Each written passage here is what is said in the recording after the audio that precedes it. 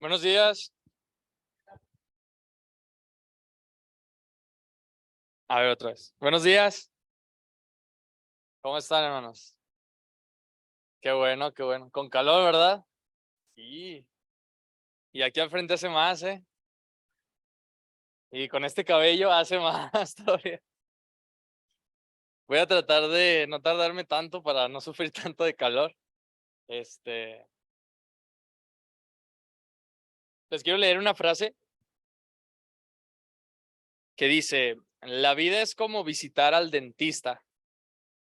La vida es como visitar al dentista.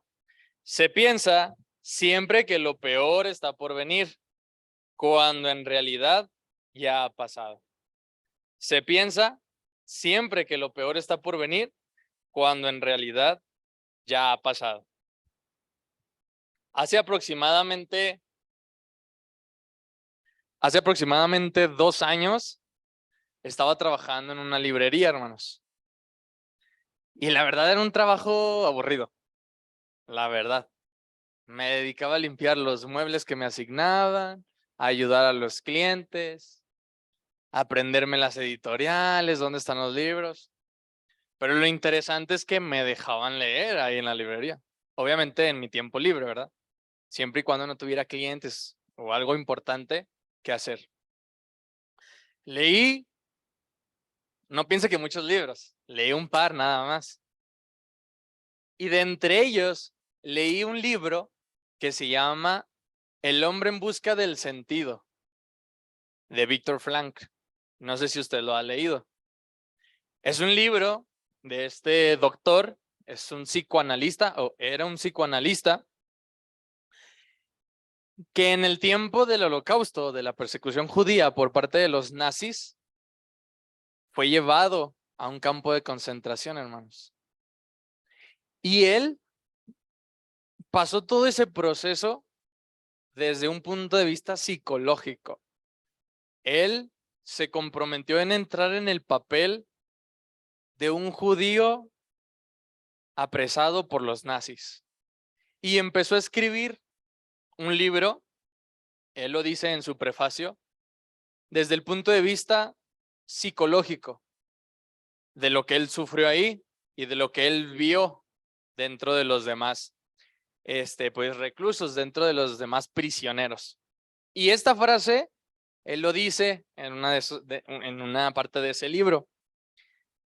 Y me llamó tanto la atención, hermanos, que hace un año, aquí tengo la fecha de cuando participo de los temas. Hace un año lo di este tema allá en Torreón, el 24 de julio. Y me llamó mucho la atención y me preparé a investigar porque, pues él siendo judío, ¿de qué conocía, hermanos? ¿De quién? De Dios, ¿verdad? No sé si de Jesús, no sé si de Cristo, pero de Dios claro que sí. Y me llamó mucho la atención muchas cosas que él reflexionaba, las cuales apunté como guías para esta predicación que vamos a escuchar. Y sobre todo porque sí mete varios versículos de la Biblia, obviamente del Antiguo Testamento. Y hay uno donde hay un punto en su libro que dice que algo que lo mantenía cuerdo o algo que lo mantenía con ánimos era el amor por su esposa. Y él cita el versículo de Cantares, de que fuerte como la muerte es el qué? El amor. Y ni las muchas aguas lo podrán apagar. Y se me hizo, cita más versículos del Antiguo Testamento. Y pues bueno, esa es una pequeña introducción para entrar en contexto de lo que vamos a escuchar en esta mañana. Reflexionando de la frase que les leí al principio, es un poco correcta, o en su mayoría es correcta. Muchas veces cuando vienen los problemas, pensamos que aún van a venir cosas más feas, ¿verdad? O que van a venir cosas peores. Y lo que él dice en esa frase es que muchas veces lo peor ya pasó. ¿A quién de nosotros nos han dolido las muelas, los dientes? Yo sufrí mucho de niño con las muelas. Me gustaban mucho los dulces todavía, pero lo que no me gustaba era lavarme los dientes. Entonces tenía muchas caries y afectaron mis nervios. Había veces que de verdad que me dormía de lo que lloraba por el dolor y me dormía. Y se siente muy feo, se siente muy feo. Y cuando me llevaron al dentista yo decía, no, me va a doler más, ¿qué me va a hacer? Pero no, lo peor ya había pasado, porque ahora lo que seguía era el qué, el alivio. Ya no me iba a doler porque ya me iba a atender. Muchas veces la vida es así, hermanos. Pensamos que todavía nos va a doler más, pero lo que sigue es el alivio, es el consuelo, es ese rayito de luz en la tormenta. Entonces, la primera frase, hermanos, que vamos a ver, se dice, cada hombre, él escribe en su libro, cada hombre en situaciones trágicas puede decidir quién quiere ser. Cada hombre en situaciones trágicas puede decidir quién quiere ser. El contexto de esa frase, hermanos, es que él decía que había judíos que ya se entregaban totalmente al anarquismo. Quiere decir que se corrompían dentro de esos campos de concentración, se hacían malos, dejaban cualquier esperanza de vida futura, se querían relacionar con los nazis para obtener un puesto más alto dentro del campo de concentración, para también así adquirir privilegios. Y sobre todo ellos mismos empezaban a desechar a sus propios compatriotas judíos cuando subían de nivel dentro de las prisiones. Y él lo que dice en esta frase es que aún dentro de toda esa miseria que vivieron, había gente que no se corrompió, había gente que su espíritu nunca se apagó, había gente que aún tenía esperanzas de salir vivo de ahí. Por eso él dice, cada hombre en situaciones trágicas puede decidir quién quiere ser. Nosotros en nuestra vida, a pesar de cualquier situación que vivamos, podemos elegir siempre o el camino del bien o el camino del mal. ¿Cierto o falso? Jesús les pone dos ejemplos a sus discípulos. Pueden escoger el camino ancho, ¿verdad que sí? El camino fácil, pero que al final ¿a dónde conduce? A la perdición. O pueden escoger el camino difícil, el angosto, pero que lleva ¿a dónde? A la salvación. Esto es un poco de lo que él quiere decir en su frase. Todos nosotros, a pesar de lo que pasemos, podemos decidir cómo reaccionar a eso que nos pasa. Y traigo varios ejemplos. El primero es, ¿se acuerdan de un hombre al cual le prometieron un hijo y pasaron muchos años y él no tenía ese hijo y que su esposa le dijo, pues no, ni modo, pues con la criada? Y que le dijo Dios, ese no es el de la promesa. Y que ya viejo, dice la escritura, tuvo un hijo y que después creció el hijo y se lo pidió en sacrificio. ¿Sí sabe de quién hablamos? De Abraham y su hijo Isaac. Imagínense cómo, como padre, Abraham, después de tanto tiempo haber esperado a ese hijo, Dios se lo pide ¿en qué? En sacrificio, que matara a su propio hijo. ¿Cómo reaccionaríamos nosotros, hermanos? Imagínense que usted no ha leído la Biblia y no ha leído ese pasaje. Imagínense que es Abraham, que está haciendo su fe probada. Y hasta el último segundo, Abraham iba a obedecer a Dios, sin importar qué. Él decidió, aún en esa adversidad, obedecer a Dios. Él decidió quién quería ser. El otro ejemplo, hermanos, Moisés y su dirección en el pueblo. ¿Se acuerda cuando se presenta Dios en la zarza ardiente? Y Moisés hace muchas preguntas. ¿Qué voy a decir cuando me pregunten que quién me manda? Y luego también se justifica, ay, es que yo no puedo hablar. Y es que yo, y es que yo. Y todavía cuando en ese periodo donde sube al Sinaí, ¿qué hace el pueblo? Lo da por muerto. ¿Y qué le pide a Aarón? Un becerro de oro. porque querían seguir lo que habían aprendido ¿en dónde? En Egipto.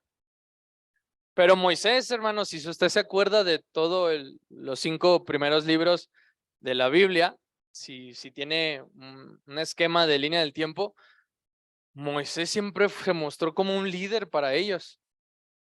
Se equivocó, ¿verdad? Cuando le pegó a la peña, pero esa ya es otra historia.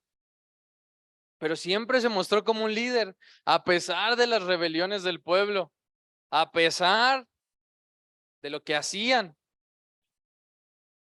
Él también decidió quién ser, a pesar de lo que le pasaba. O la vida de José, hermanos. José, que es apodado ¿el qué? El soñador. Y no es José el soñador, la obra de teatro que se pone aquí a veces, ¿eh? No, no, es la que dice aquí en la Biblia. ¿Qué pasaba con José? Pues tuvo sueños, donde veía estrellas, ¿verdad? Donde veía otras cosas y le confesaba a su papá esos sueños y él sabía que Dios tenía planes grandes para quién, para José. Pero ¿qué pasó con sus hermanos? ¿Qué pasó? Sintieron envidia, algo bien normal en el ser humano, ¿verdad? Tanta envidia que hasta lo vendieron, hermanos. Pero aún así, José, ante eso, me gusta una parte donde dice que Dios lo acompañaba a donde iba José. ¿Por qué, hermanos? Porque cuando es vendido y es llevado, dice que empezó a hacer todo esto. ¿Y hasta dónde llegó? ¿Hasta qué puesto llegó? Hasta ser segundo después de Faraón, como presidente y el vicepresidente, porque Dios lo acompañaba. ¿Se acuerda cuando la mujer de Faraón se le presenta desnuda para que la tomara? ¿Y qué hizo José? Patitas, ¿para qué las quiero ahora? Salió corriendo, huyó de ahí. Lo inculparon, se fue al pozo, al calabozo y aún preso, fue líder de entre los presos. Y luego reveló los 7 años de abundancia y de sequía al faraón. Dios lo acompañó, pero José también decidió quién ser en medio de esas pruebas. ¿Verdad que sí? Podemos hablar de muchos personajes, hermanos, así. Las tribulaciones de Pablo, lo que sufrió, él mismo lo confiesa, 40 y tantos azotes, perseguidos por los de su pueblo, perseguidos por los gentiles, apedreado, por fríos, por naufragios, por escasez de comida, por muchas cosas, pero aún así, él tenía clara una meta, llevar el evangelio. O el contraste entre Pedro y Judas, la diferencia del arrepentimiento y del remordimiento. El arrepentimiento de Pedro que le llevó a ser mejor de lo que fue y a dar ese discurso en Hechos 2, y el remordimiento de Judas, que simplemente decidió acabar con su vida. Cada hombre en situaciones trágicas, cada persona decide quién ser a pesar de lo que le pasa. Muchas veces el problema, hermanos, de la vida y del cristiano es que nos compadecemos demasiado. Es que yo de pequeño mis papás no me quisieron. Es que yo nunca tuve una Barbie de chiquita. Es que yo nunca tuve un Max Steel de niño. Es que a mí no me enseñaron. Y es que. Un maestro de música nos decía, la frase favorita del mexicano es que. El es que. Y sí, cierto. Siempre nos justificamos con el es que. Nos gusta mucho. Nos compadecemos tanto, hermanos, que no avanzamos. Es que mis papás se separaron. Ay, es que mi mamá, y es que mi papá, y es que mis hermanos, y yo. Uno se compadece tanto que no avanza, hermanos. Un hombre, una persona, una mujer, decide quién ser a pesar de lo que le pase. ¿Podemos decidirlo? Claro. pero muchas veces no lo hacemos. La segunda frase, hermanos, dice este autor: solo temo una cosa, no ser digno de mis sufrimientos. El contexto es que él pasaba por estas todas situaciones y él quería en su espíritu salir libre de esta prisión de los nazis. Y él decía: todo esto que estoy pasando es por algo. Todo esto que estoy sufriendo es para algo. Y dijo esta frase: solo temo una cosa, no ser digno de mis sufrimientos. Le invito a abrir sus Biblias en Primera de Pedro, primera carta del apóstol Pedro, capítulo 4, verso 16. Uno de los versículos que a mí en especial me gusta demasiado. Primera carta de Pedro 4, 16. Y dice: pero si alguno padece como cristiano, no sé qué, no se avergüence, sino glorifique a Dios por ello. El apóstol Pablo nos está diciendo: a ver, no te compadezcas de ti mismo, no te pongas triste por lo que va a pasar. Dale gloria a Dios por lo que estás pasando. Y luego nos acordamos que dice Santiago: sabiendo que la prueba de vuestra fe produce paciencia. Y luego nos acordamos de Jesús: en este mundo tendréis aflicción. Y luego que les dijo a sus discípulos: yo a ustedes los envío como ovejas. Entonces, si todo nos está indicando que vamos a sufrir y vamos a padecer, ¿por qué nos afligimos, hermanos? ¿Por qué nos sorprende cuando encontramos estas pruebas en nuestra vida? No debería de sorprendernos. Nos sorprende porque no estamos preparados. Nos sorprende porque no encontramos el propósito. Muchas veces decimos el ¿por qué a mí? ¿Por qué esto? ¿Por qué otro? Pero nunca decimos ¿para qué? ¿Para qué Dios permite esto? ¿Para qué Dios me está mandando esto? Siempre tratamos de encontrarnos una justificación a nosotros mismos, pero no un propósito. En Primera de Timoteo, vamos hacia atrás. En Primera de Timoteo, primera carta de Pablo a Timoteo, capítulo 6, verso 12. Capítulo 6, verso 12. Dice: pelea la buena batalla de la fe, echa mano de la vida eterna, a la cual asimismo fuiste llamado, habiendo hecho la buena profesión delante de muchos testigos. Pero ¿cómo empieza el versículo? Pelea. Y no es de agarrarse a golpes, hermanos, de luchar. ¿Se acuerda qué dice Josué 1:6? Esfuérzate y sé. Y ahora Pablo le está diciendo a Timoteo: pelea la buena batalla de la fe. Luchar ante todo. Eso incluye el sufrimiento. Eso incluye las tribulaciones. Eso incluye las tristezas, el desánimo, el desaliento, las decepciones. Y sí, hermanos, el desamor también. Para que no se agüiten los jóvenes,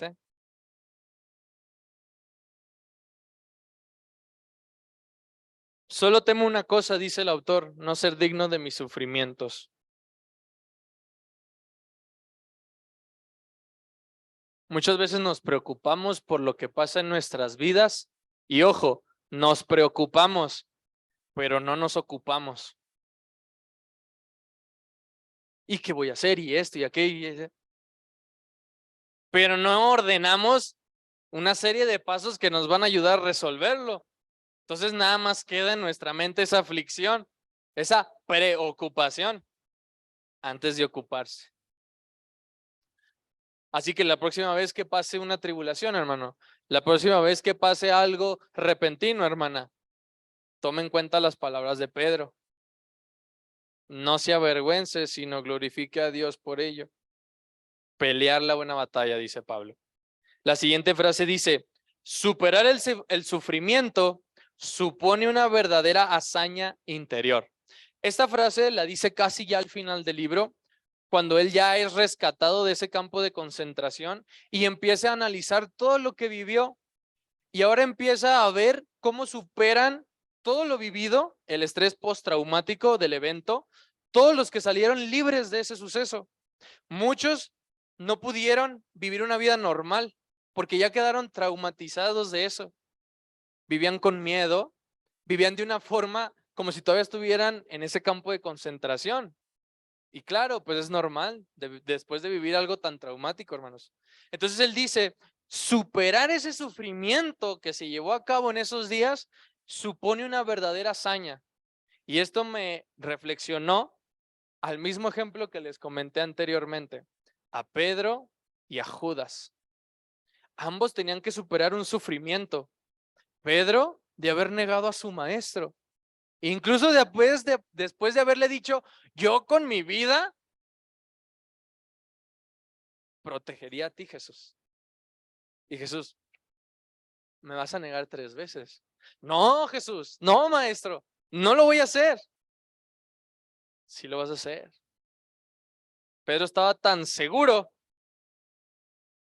que cuando se dio cuenta que sí lo había negado 3 veces, ¿qué dice la Biblia? Lloró amargamente, desde lo profundo de su ser. Pero se arrepintió, hermanos. Se arrepintió, cambió de objetivo, se reivindicó y es de las figuras más importantes que nosotros leemos en el Nuevo Testamento. En cambio, el ejemplo de Judas, hermanos, él se arrepintió, tuvo remordimiento de haber entregado a su maestro. Y no pudo con ese sufrimiento, no pudo superar ese remordimiento, que lo más fácil que hizo fue acabar con su vida.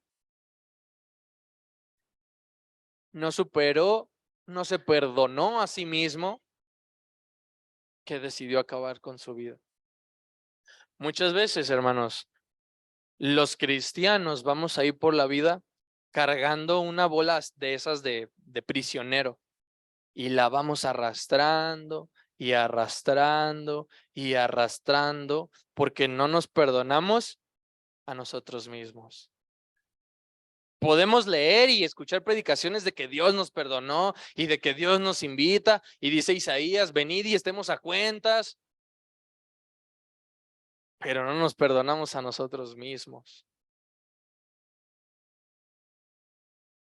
Y vamos por la vida afligidos, sufriendo, cargando. Y no superamos ese sufrimiento. En 2 Corintios, les invito a abrir sus Biblias, en 2 Corintios, segunda carta a los Corintios, capítulo 11, versículo 22. Segunda carta a los Corintios, capítulo 11, verso 22. Dice Pablo, ¿son hebreos? Yo también. ¿Son israelitas? Yo también. ¿Son descendientes de Abraham? También yo. ¿Son ministros de Cristo? Como si estuviera loco hablo, dice Pablo. Yo más. Y empieza a desglosar muchas cosas. En trabajos más abundante, en azotes sin número, en cárceles más, en peligros de muerte muchas veces. De los judíos 5 veces he recibido 40 azotes menos 1. 3 veces he sido azotado con varas, una vez apedreado. 3 veces he padecido naufragio. Una noche y un día he estado como náufrago en alta mar, en caminos muchas veces, en peligros de ríos, peligros de ladrones, peligros de los de mi nación, peligros de los gentiles, peligros en la ciudad, peligros en el desierto, peligros en el mar, peligros entre falsos hermanos, en trabajo y fatiga, en muchos desvelos, en hambre y sed, en muchos ayunos, en frío y en desnudez. Estaba salado, ¿no? El apóstol Pablo. ¿Quién de aquí hemos pasado por azotes? Yo no. O encarcelamiento. Yo tampoco. En fríos, tal vez, pero no por predicar el evangelio. En hambre y sed, tal vez sí, pero no por predicar el evangelio. ¿Perseguidos? ¿Alguien lo han perseguido? ¿Sí? ¿No? A mí no. ¿Pero por predicar el evangelio? No, entonces el apóstol Pablo sí sufrió mucho más que nosotros, hermanos. Y a pesar de que el apóstol Pablo sufrió más que nosotros, llegamos el domingo.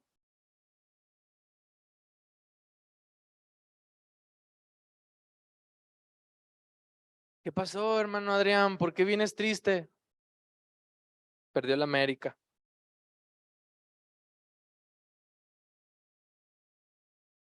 Con amor lo digo, hermano, con amor lo digo. El fanatismo no es bueno, el fanatismo no es bueno.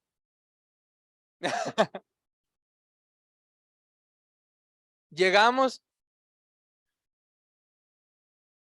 ¿Qué pasó, hermana Rocío? ¿Por qué está triste? Es que el domingo pasado no me saludó tal hermana. Y así llegamos con cosas distintas todos los domingos. No, es que en la semana. No, es que esto. No, es que en mi trabajo. Yo no sé usted. Yo no sé usted. Pero que pierde la América. O que pierda el Chivas o cualquier equipo. No se preocupe. Cualquier equipo, hermano. Cualquier equipo. El Santos también. Santos también. O que no me salude alguien. O que se me cayó mi torta que me estaba comiendo bien buena ahí en el puestecito y se me cayó. Cualquier cosa. Después de leer lo que Pablo sufrió, hermanos, digo, no, pues no. Tengo que echarle ganas. Y más porque él lo sufrió predicando el evangelio. Superar el sufrimiento, entonces, hermanos, entonces sí supone un reto, ¿verdad que sí? Superar pérdidas importantes de seres queridos, hermanos.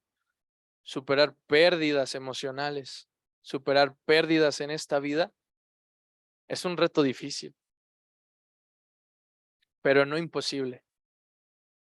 Porque cuando uno confía en Dios, hermanos, y cuando uno está seguro en Cristo y entiende lo que lee, no solamente lo lee y lo escucha, entiende lo que lee, comprende que ese sufrimiento es pasajero. Dice Pablo en uno de los puntos más importantes de esta carta de los Corintios, dice, porque esto de afuera, esto carnal, esto terrenal, se va desgastando cada día. No obstante, lo interno se renueva día tras día. Y cada sufrimiento, dice Pablo, hace un peso más importante en gloria. Y eso es en lo que debemos estar asidos, seguros. Siguiente frase, hermanos, que me gustaría compartirles. Todos los aspectos de la vida son significativos. También el sufrimiento. Todos los aspectos de la vida son significativos. Tienen significado. Tienen un por qué y para qué. También el sufrimiento. Job 1:22. Yo creo que la mayoría ya conocemos a este personaje que nos relata la Biblia en el Antiguo Testamento. Job capítulo 1, verso 22. Si tiene marcatexto, subráyelo para que no se le olvide siempre ese versículo. Primer capítulo de Job, verso 22. En todo esto no pecó Job, en todo lo que le aconteció, ni atribuyó a Dios, ¿qué dice? ¿Qué dice? Despropósito alguno. ¿Y qué será despropósito?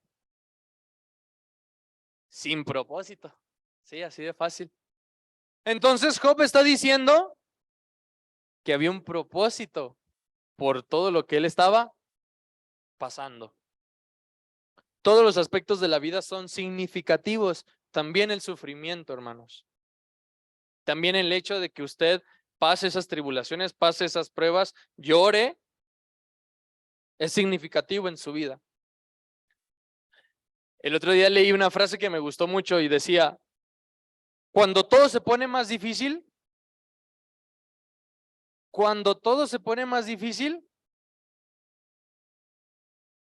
es porque vas a subir de nivel. Y no de nivel de los videojuegos, hermanos, ¿eh?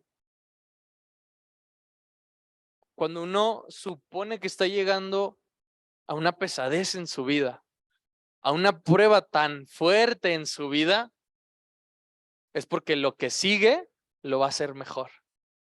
Mejor persona, mejor cristiano, mejor trabajador, mejor vecino, mejor estudiante.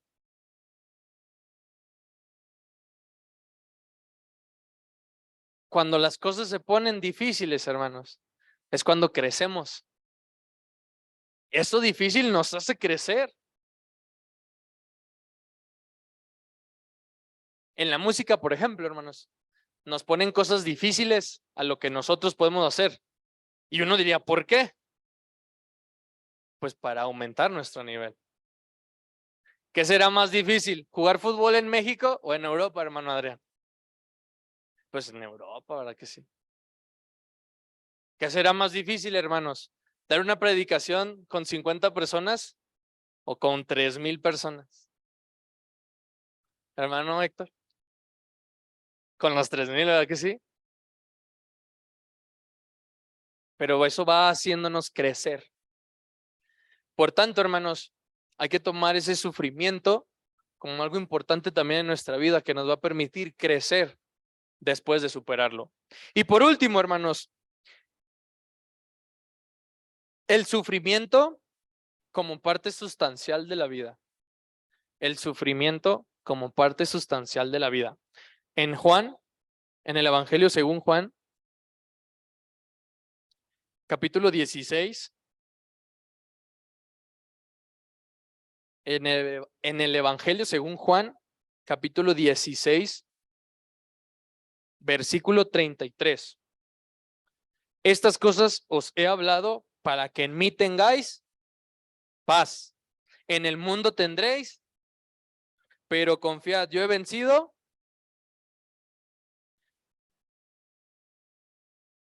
Si alguien piensa, hermanos, que la vida no es sufrir,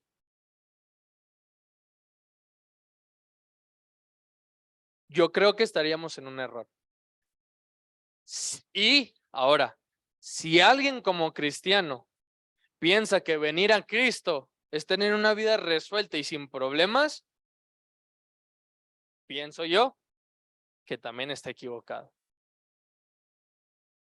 Muchas veces pensamos, no, es que, y lo he escuchado de otros grupos religiosos, es que venir a Cristo es hallar la felicidad, es ser felices en la vida. El evangelio de Cristo es prosperidad y abundancia. Pues yo siempre he dado ofrenda, hermano, mucho o poca, no sé, pero no soy millonario. No tengo una camionetota. Entonces, ¿el evangelio de Jesús es mentiroso?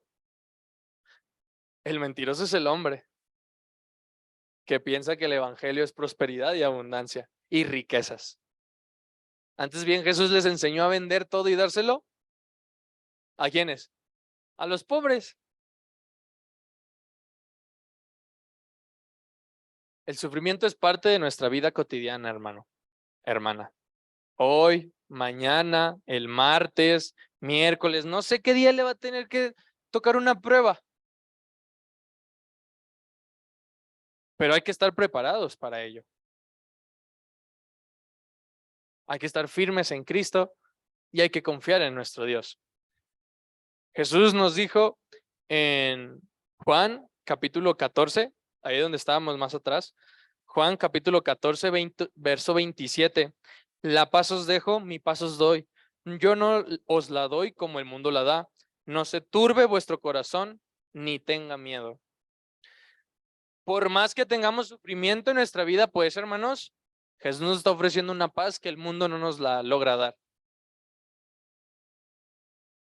Y esto es anécdota personal. Donde vivo es una casa de 2 pisos. La señora construyó un pequeño cuarto o un pequeño departamento dentro de su propia casa. Entonces prácticamente pues yo soy su vecino, literalmente pues de adentro de su casa. Y una vez nos tocó pagar el gas, entonces le toqué, salió, estábamos mi amigo y yo platicándole con la señora, con su esposo, perdón, y de repente pasó la señora y le saludé y me dijo algo que hasta hoy me asombra. Me dice, qué bonita sonrisa tienes. Se ve que eres una persona muy feliz. Y yo dije, por dentro, ¿verdad? Por dentro. Pues no sé si feliz, pero contento sí estoy. Satisfecho también. Tengo comida, tengo un techo. Estoy estudiando lo que me gusta. No me hace falta nada, gracias a Dios. Sí, tengo momentos tristes como cualquier persona. Sí, a veces me va mal en la escuela. Sí, a veces me canso.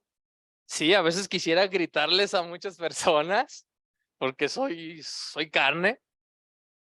Pero siempre trato de mantenerme amable. Y lo notó la señora, ¿verdad? Y me hizo reflexionar en esto de mi pasos dejo, mi pasos doy. Por más sufrimiento que tengamos en la vida, hermanos,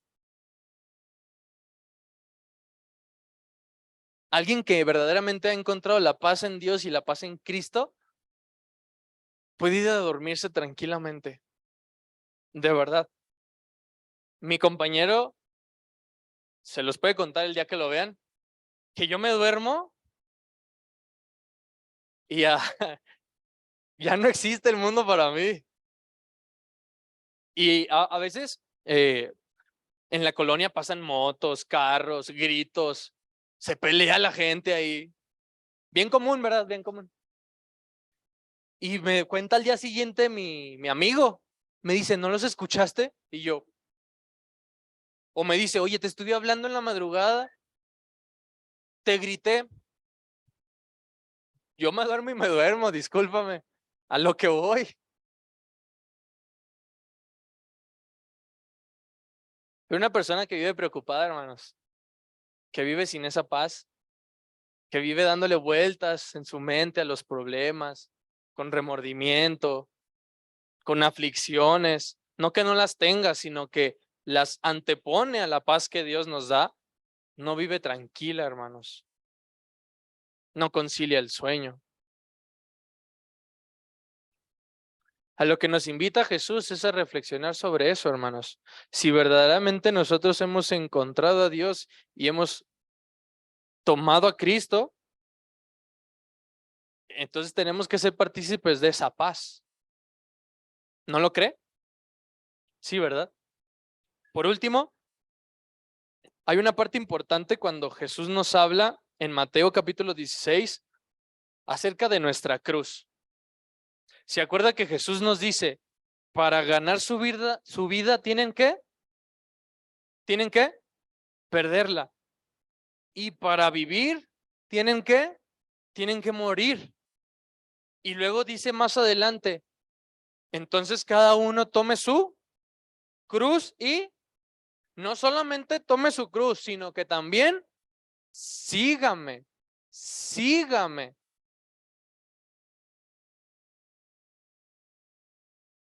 Cuando eran condenados a la crucifixión, hermanos, se relata que en la antigüedad se les hacía cargar su propia cruz y ser expuestos, porque la crucifixión era para el criminal más deleznable que se pudiera encontrar. Ser crucificado o recibir el castigo de la crucifixión era para lo peor de lo peor. Y Jesús tomó su propia cruz. Y nos invita a nosotros también a tomar nuestra propia cruz. Y yo me puse a pensar sobre eso. Muchos hasta dicen, cuando oran o cuando están, no sé, platicando, dicen, y cuando Cruz murió en esa maldita cruz. Yo la verdad sí me sorprendo cuando alguien dice esa cualidad de la cruz. O, caso extremo, dicen, esa bendita cruz, que para muchas religiones es símbolo, ¿verdad que sí? Con una figura ahí crucificada. La cruz no toma importancia, hermanos, hasta que Jesús es crucificado. Porque la cruz en sí sola no da salvación. Jesús es quien nos da la salvación. Cuando uno decide tomar esa cruz, es saber que al cargarla, de principio al fin, va a encontrar una muerte. Porque eso hacían, ¿no? Al final eran crucificados en esa propia cruz que cargaban. Cuando uno toma su cruz, hermanos, se está negando a sí mismo, dice Jesús. Muere esto, pero lo de dentro nace. Aceptamos el sufrimiento que vamos a padecer en la vida, cargando esa cruz todos los días y no dándonos golpes de pecho, hermanos, no, ni afligidas de todo lo que. Cargar eso de principio a fin y que Pablo nos dice pelear la buena batalla. Saber que al final del camino vamos a encontrarnos, si Dios permite, y ojalá que permanezcamos fieles hasta el final, encontrarnos a Jesús y a Dios al final del camino. Cargamos nuestra cruz, aceptamos ese sufrimiento, pero no nos dejamos vencer. ¿Fueron difíciles? Sí. ¿Fueron pesados? Sí. Pero al final de cuentas, ese sufrimiento fue un gran peso para sumar a la gloria en donde queremos estar. Entonces, pues, el sentido del sufrimiento en nuestras vidas es importante, hermanos. No solo asimilarlo, sino también entenderlo, vivirlo. Y como dijo Pedro, padecerlos verdaderamente como cristianos. Que el Señor les bendiga.